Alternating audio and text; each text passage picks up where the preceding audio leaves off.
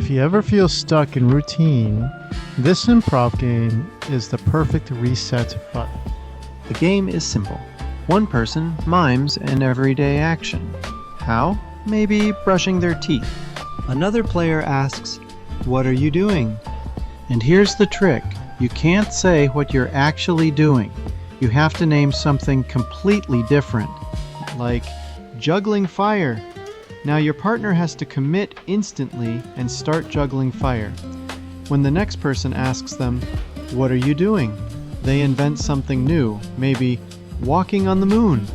It's fast, it's silly, and it forces your brain to flip ideas instantly.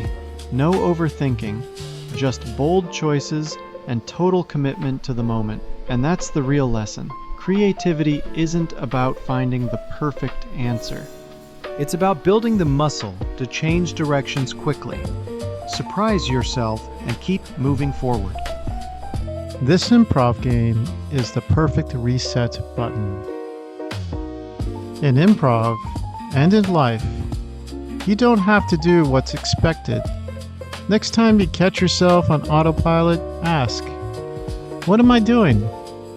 Then try something new.